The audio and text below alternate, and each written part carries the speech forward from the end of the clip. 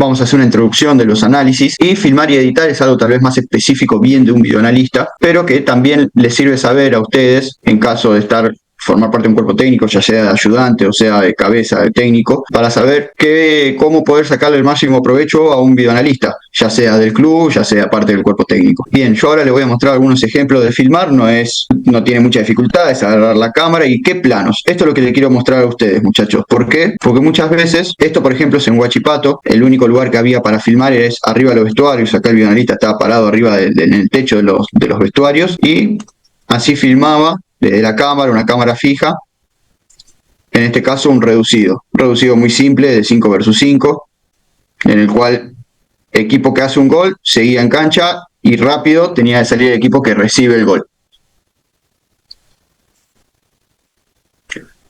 Acá, por ejemplo, gol de los amarillos, los verdes salen y rápido entró el equipo naranja. Un reducido muy simple. Desde un plano lateral de la cancha. Bien, y ahora lo que les quiero mostrar, en caso de tener dron, si alguna vez vieron o no entrenamientos con dron, la verdad que es una imagen muy interesante. Este es un plano lateral. ¿Qué quiere decir un plano lateral? Con dron, que está sobre un costado del ejercicio. Este es un rondo de 4 versus 2 que van al medio, con 2 que interceptan y 4 que esperan del otro lado. Objetivo del amarillo, llegar a hacer 5 pases y cruzarla al equipo naranja. Los negros, objetivo recuperar la pelota. Esto es con Sport Boys el año pasado, Sport Boys de Perú, en la primera división. Ya tiene naranja, pase mal dado, pelota perdida.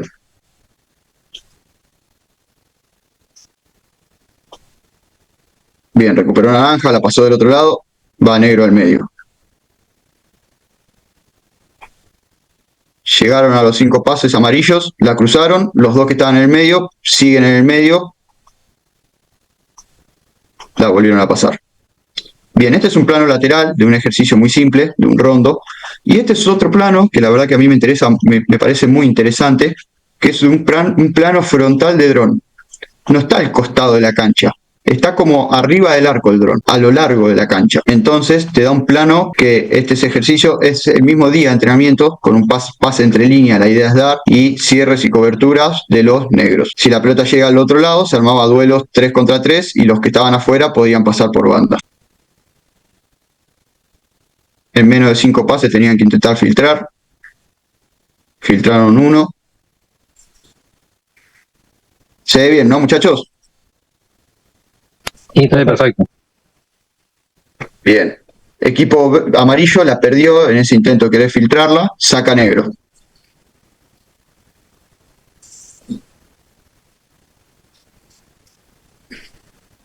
Entonces en este plano se ve todo.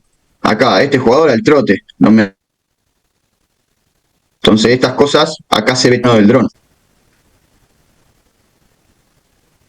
Bien, ahí está. Pasaron a la última línea. Se arma un 3 versus 3 adentro con 2 que pasan por afuera.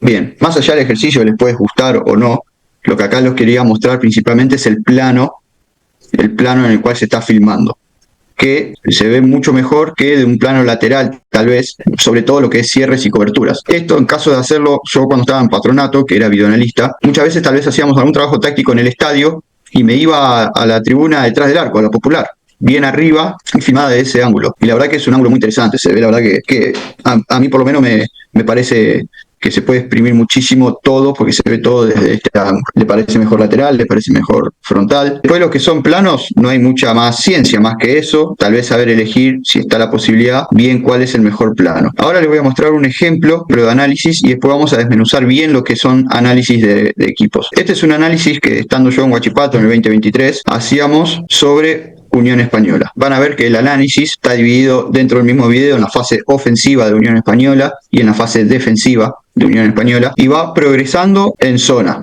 ¿Qué quiere decir? La fase ofensiva va a iniciar con saques del arco, o sea, zona 1, ofensiva de Española, y va a ir progresando en el campo, con algunas jugadas del medio y después en las terminaciones, en ataques de Unión Española, sin darlo por título, sin dividirlo, pero va a ir progresando en el video. Y lo mismo sobre la fase defensiva. una imagen del sistema que venía utilizando Unión Española, el 4-2-3-1, fase ofensiva, y como ven va a iniciar desde saques de arco de Unión Española. Bien, claramente si la primera imagen que mostramos es que Unión Española salteó, es porque es lo que más suele hacer. Claramente suelen salir jugando, salteando líneas, buscando al 9, a Garate, y rodeando la pelota para esa segunda, para ganar esa segunda, o Uribe, que en el 4-2-3-1 es el que está parado en posición de enganche, ocupa la espalda del 9 en caso de la peinada.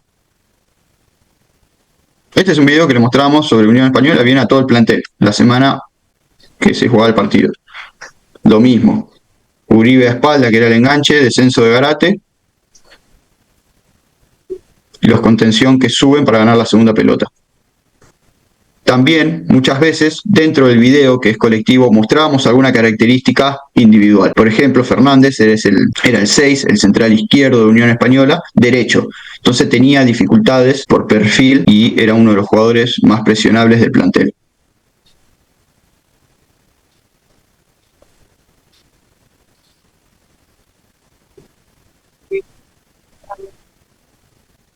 La estructura del 4-2-3-1 se ve claro.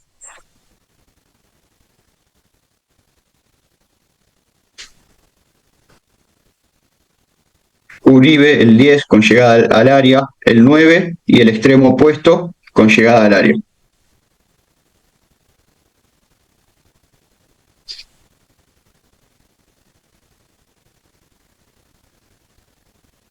Saltearon, la tenía un central, buscó saltear. Y Uribe, por característica del enganche, iba mucho a espalda. Un enganche, digamos, no muy dinámico, desde ir a buscar las pelotas al espacio.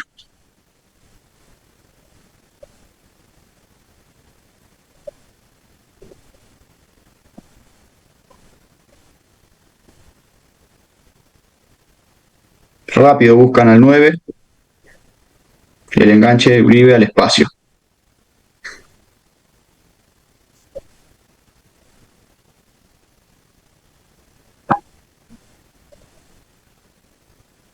Tras recuperación, rápido, verticalizan el juego.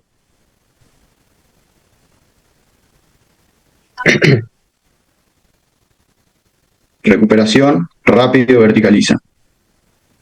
Consulta, ¿siempre atacaban de la misma manera? Sí, ¿viste? O buscaban la segunda pelota, o como se vio en esta jugada, tras recuperación, rápido verticalizaban. Ahora, por ejemplo, un error acá de Palestino, a tener en cuenta. Si rápido, ante la recuperación, Unión Española va hacia adelante. Este jugador no puede estar acá en el medio solo. Este jugador que reciba es claramente lo mejor que le puede pasar a la Unión Española. 2 pases dieron hasta ahora. 3 pases. 4. Eso, claramente es su manera de atacar. Que es lo que cada uno después se tiene que preguntar cuando realicen los análisis, es cómo vamos a contrarrestar esto, o qué precauciones vamos a tomar ante el funcionamiento ofensivo de Unión Española. Por ejemplo, yo pregunto, cuando saca del arco Unión Española, que buscan al 9, a Garate, que claramente desciende un poco, y a espalda iba Uribe. Ese descenso de Garate, ¿lo toman con el volante centro o hacen que el central lo sostenga y el volante centro tal vez ocupe esa posición de central? ¿Cómo lo plantearían? Yo voy a retroceder al volante centro para que lo tape al 9. Perdón, profe. Si el 9 llega a peinar y le agarra uno de los volantes internos y yo adelanté el central, termino teniendo un hueco enorme ahí. Si el 5 no llegó. Bien, esas son las cosas que hay que preguntarse. ¿Todos están de acuerdo o alguien haría que el central sostenga? Perdón, sí. Depende de la característica de mi central y de mi 5 en este caso. Si yo tengo mi central que es bueno cabeceando, lo subo y que le gane el duelo. Y hago que baje el 5 para que contenga. Bien, me aseguro que no gane. Bien, exacto. Bueno, ¿ves? Esas son las cosas que a partir del análisis empezamos a preguntarnos para contrarrestar esto. Perdón, ¿vale tener en cuenta el tema de la superioridad numérica en cuestión defensiva? Tenemos 4 defensores y atacan con 2. Otra pregunta. Sí. Que lo siga. Sí, claro, obvio lo tenés que tener en cuenta. Sí, claro. ¿Quién habló? Fernando. Entonces, digo esto porque me hace acordar mucho, que me hacía acordar mucho Olimpo de Alejandro del Orte, te jugaba a eso, te tiraba centro al 9, trabaje, la peinaba y te dejaban hueco por lo general. Bien, entonces vos, ¿qué harías? Entonces, ¿Sostenés al 9 con el central o cambiás? ¿O haces que lo tome un volante antes Si tengo superioridad numérica amplia, si el 9 desciende, obviamente, si tengo superioridad numérica en los centrales, tengo 4 defensores, está el 9 solo, uso un central. Sí, pero bien. Pero si no, bajo el volante. Bien, esas son las cosas que uno se tiene que preguntar y también en la semana, obviamente entrenarlo, y tal vez en el entrenamiento muchas veces pasa de que uno dice, bueno, no, que dispute con el 9, que dispute mi volante centro, mi 5, y después en el entrenamiento uno ve que pierde, bueno, vamos a probar la otra variante, obviamente que se puede hacer, para eso están justamente los entrenamientos, pero están las dos variantes. Ahora, otra pregunta, teniendo en cuenta Unión Española, cuando recuperan, claramente verticalizan el juego, intentan atacar con pases por abajo, cuando recuperan no suelen tirar mucho pelotazo, verticalizan rápido con el juego. ¿Cómo contrarrestan eso? Yo, profe, puedo decir, yo adelanto los laterales. Obvio. Un poco en el duelo. ¿Adelantás tus laterales? Un poco, sí. O sea, no hago líneas rectas, adelanto un poco laterales, porque si siempre juegan por los extremos, digamos, haría un poco de presión por ahí. Yo haría lo contrario. Si yo tengo la pelota, la pierdo y en 5 pases van a llegar, me la hacen 1, 2, algo todo lo contrario. Yo atrasaría los laterales, trazaría un 5 para darle tiempo a los delanteros, al enganche, a que lleguen un poquito. Por ahí no van a llegar en 5 segundos, pero le doy tiempo a que lleguen, por lo menos pase mitad de cancha. Si no, regalo mucho la banda. El cual, mano a mano, es muy arriesgado para mí ahí, con mucho espacio. Bien, miren qué distinto, dentro de un mismo análisis, dos planteos totalmente distintos. Nosotros que entrenamos, les voy a contar un poco, nosotros que entrenábamos ahí, priorizábamos la posesión, queríamos tener posesión, que tal vez Unión Española encima te la cede, pero si la perdés, ¿qué hacer para contrarrestar esos ataques de Unión Española rápidos? Nosotros entrenamos, le decíamos, descolgados al enganche y al 9 de ellos, que claramente no descendían y eran una de las primeras opciones que buscaba Unión Española ante la recuperación. Entonces, ¿qué ensayábamos? Anticipo. Nosotros intentábamos anticipar a esos hombres. Entonces, ellos estaban con 2, nosotros teníamos para el 9 los 2 centrales, y nuestro volante centro, aunque teníamos la pelota, tenía que estar cerca del enganche de ellos para evitar las contras. Tal vez hacíamos que nuestro volante centro participe un poco menos del juego, pero a su vez teníamos la posibilidad de contrarrestar una de las virtudes de ellos. Entonces nosotros habíamos decidido eso. Ante la recuperación de Unión Española, ya los 2 de colgado de ellos tenían que estar con marca y jugársela al anticipo, había que anticipar. No podíamos permitir que reciban y ahí salirle o que apoyen. Anticipo, era lo nuestro. Pueden estar de acuerdo, pueden decir no, como hubo otras opciones también de planteo, y eso es lo interesante de esto. Vamos con la fase defensiva de Unión Española, que va a empezar desde la zona 3 de Unión Española, cómo presionan, si es que presionan, a cómo es su estructura defensiva y cómo es su defensa en zona 1. ¿Por qué también usábamos en ese orden? Porque en su defensa en zona 1 siempre mostrábamos tal vez algún gol que recibió Unión Española y las falencias defensivas. Entonces, lo último del video dejábamos eso. Entonces, acá Unión Española claramente no presiona, arma su estructura en zona 2. Ahí está el 2, 3, 1. Y Uribe, el enganche, salta a presión. Como salta mucho Uribe, el enganche en la presión, terminaba estando prácticamente al lado del 9. Y cuando estaba al lado del 9, prácticamente es un 4-4-2, como se ve en la imagen. ¿Por qué está estos símbolos así? Porque nosotros hacíamos un movimiento de hundir a nuestro volante centro. Teníamos un hundimiento de volante centro y los centrales nuestros se abrían más. Entonces, ¿cuál es la idea de este movimiento?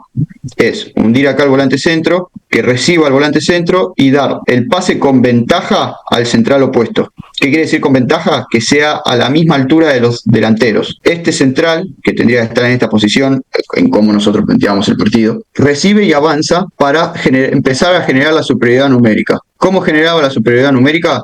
Este tiene que decidirse si está con el lateral de este lado o le sale al central. Entonces ya generamos un 2 versus 1 y así empezamos nuestra progresión en el juego. Esto es algo que hacíamos un movimiento nuestro y el por qué lo hacíamos.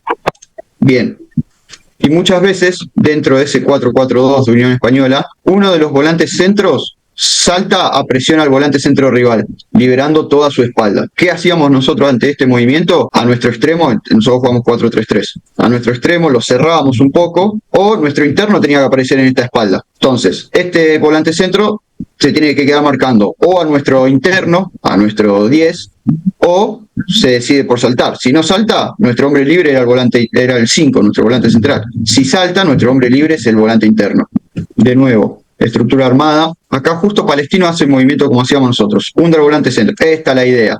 este pase hasta podría haber sido más adelante, con la idea de que reciba y fije, tiene que trasladar el central. Eso es lo que planteamos nosotros, que traslada el central y genera el 2 contra 1 con el lateral y extremo de Unión Española.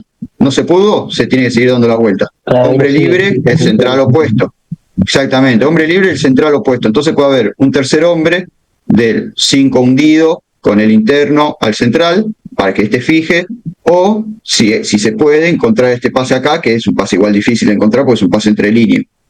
Acá Palestino para mí se confunde porque decide ir por el lado que está justamente volcada la presión de Unión Española. El hombre libre es el que tiene la 2, blanco, de Palestino. Este lado ya está inclinada la presión de Unión Española, entonces tuvo que dividir.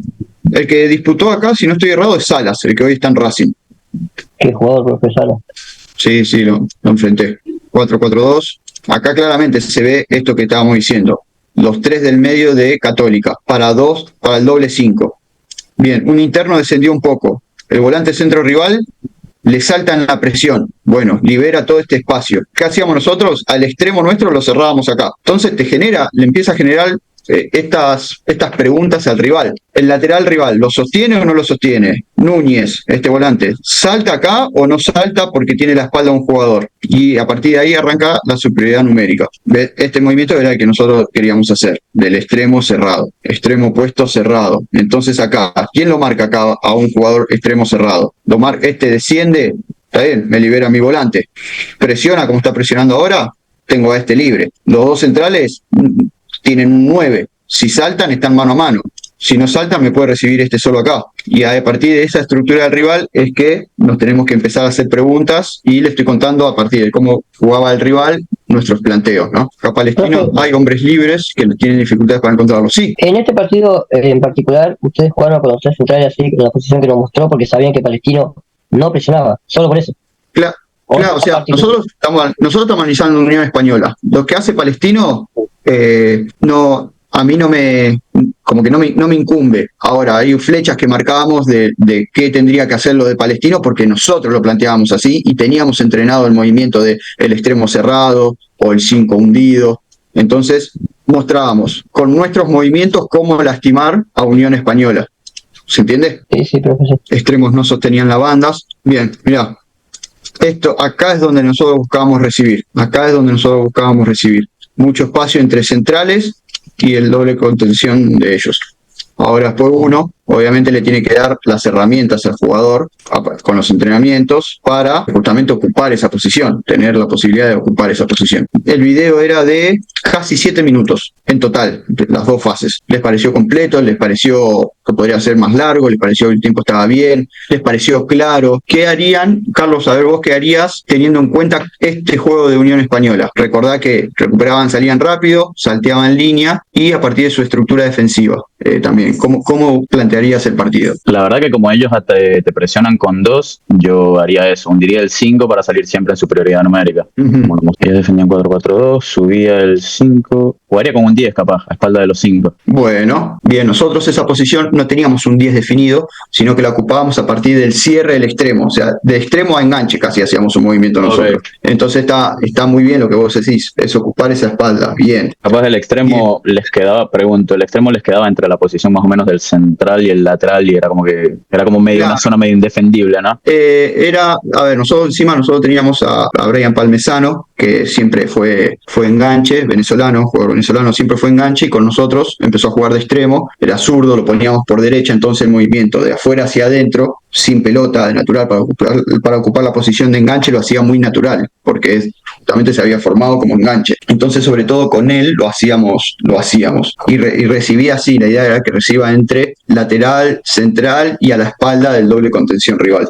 O se puede poner un 10, como vos dijiste, que mueva todo lateralmente a la espalda de ese doble 5, que se mueva todo lateralmente y también está muy bien, porque justamente al doble contención rival miran para atrás, tienen al enganche, pero para adelante tienen a tus internos, entonces salto a presionar, libero a no salto, me quedo con el enganche, pero libero al volante centro. Esas son las dudas que uno le tiene que intentar generar al rival. ¿Cuándo es suficiente saber cuándo un video está completo o no? Digo, bueno, veo un resumen de 7 minutos pero el partido dura 90, entonces a veces me genera esa incógnita. Buena pregunta. ¿Alguien que tenga a ver, que quiera contestar algo? ¿O doy mi opinión? Profe, ¿se me escucha? Yo a veces tengo un poco esa duda, pero siempre me remito que cuanto más corto, o sea, no más corto, sino que cuando sea conciso, claro y preciso, no invadís con mucha información al jugador y como que no lo mareás. O sea, que cuando con 7 minutos, 8, 5, 10, por ahí, si no, como que también uno se distrae y ya empieza a perder un poco.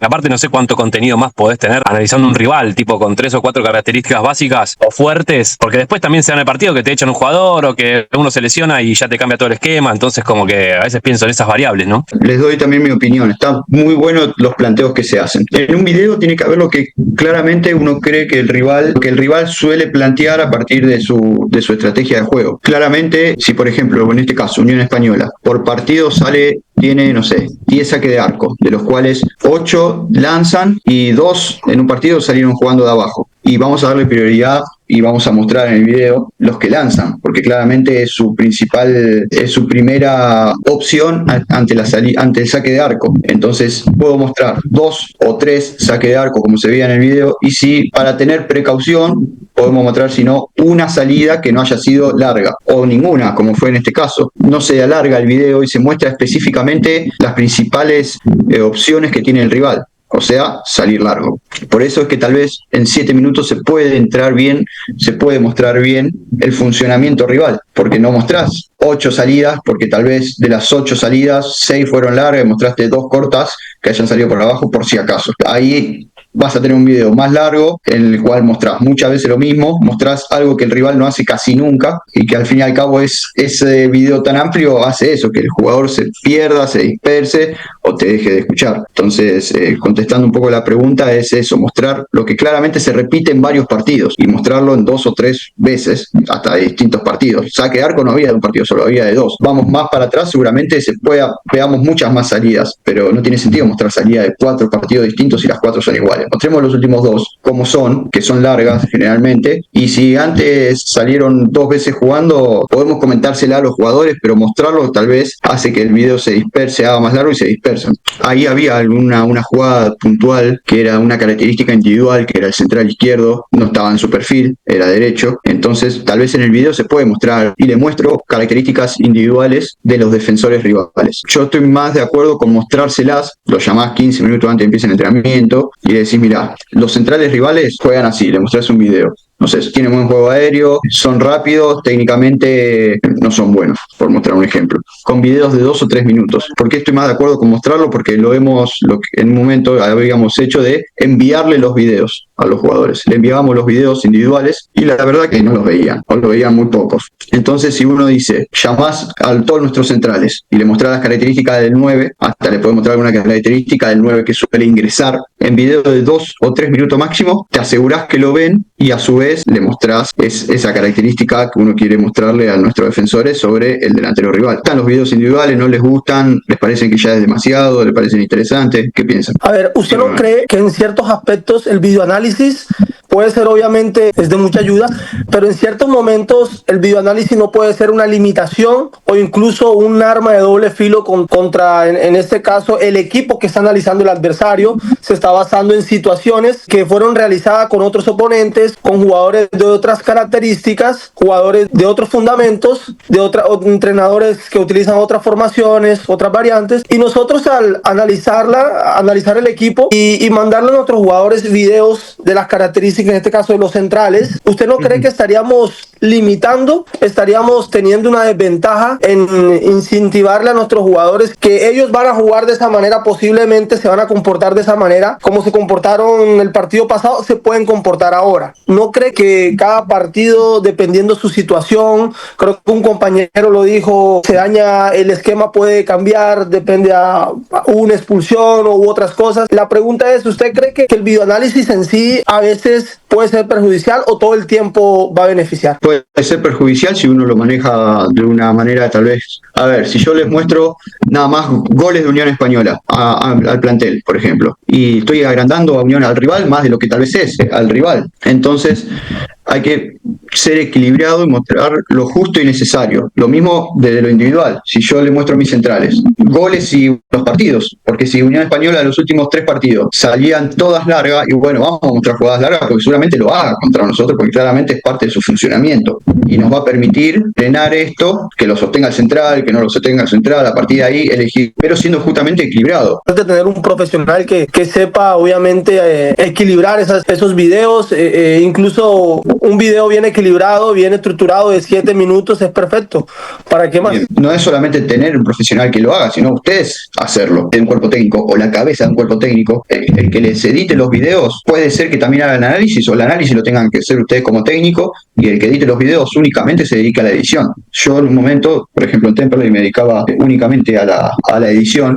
Venía Sebastián Cano en ese momento, ayudante de campo de Gustavo Álvarez, y me decía: mira, Nico, el rival juega así, entonces pone en esta jugada de este partido, esta jugada, están los tiempos, después de la fase defensiva, esta jugada.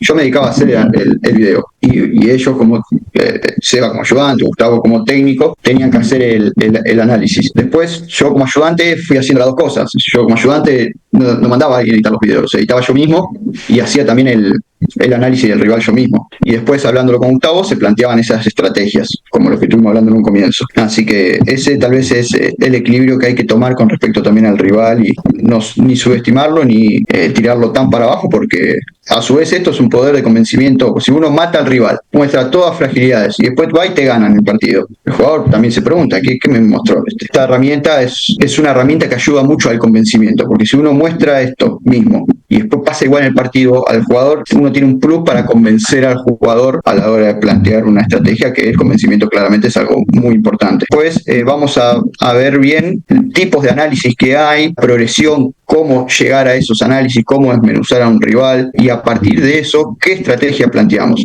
Lo vamos a ver bien en los próximos días, y les voy a pedir para el miércoles que viene, para la próxima clase, les voy a pedir para la semana que viene, muchachos, que podamos debatir sobre un ejercicio. Les voy a dejar que va a ser: ustedes me planteen el estilo de juego que a ustedes les gusta, que les gustaría que su equipo juegue, o me pueden decir: a mí me gusta cómo juega el Argentino Junior de Nico 10, el Bayer Leverkusen de Xabi Alonso, el Inter que jugó hoy. Me plantean así un estilo de juego, un funcionamiento, y a partir de ahí, qué datos estadísticos usarían, porque dependiendo muchas veces el estilo de juego, son qué datos estadísticos les son convenientes a ustedes para mejorar o sostener ese funcionamiento que buscan.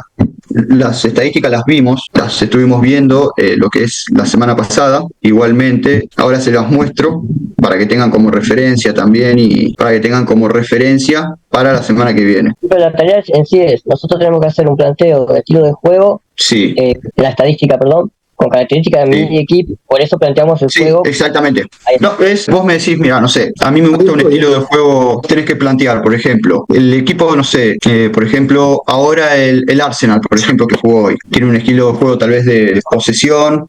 Entonces vos me decís: bueno, a partir de ese estilo de juego, a mí me interesarían estos datos estadísticos, me interesaría saber la posesión que tengo, o por ejemplo, un compañero me dijo: mira, Nico, a mí si los pases son para atrás o para adelante, en la estadística no me influye, porque por ejemplo el Chelsea de Mourinho, el campeón, tenía tal vez una posesión muy vertical, entonces tener un porcentaje de pases, sabiendo si son para adelante, laterales o hacia atrás, no me interesan, teniendo en cuenta ese estilo de juego. Esto para que les dé como ejemplo. Nosotros en Huachipato buscábamos tener la posesión del partido, entonces salir jugando y llegar con pases a zona 3, a la zona de ataque. Entonces nosotros teníamos los pases que dimos en zona 1, en zona 2, zona 3, por tiempo y el total del partido. Entonces nosotros este dato nos era muy útil. Tal vez otro que plantea, como por ejemplo el Chelsea de Mourinho, este dato no le es relevante. Tal vez le es más relevante los centros y los remates, y desmenuzar esto. A mí me interesa más saber cuántos centros tiré,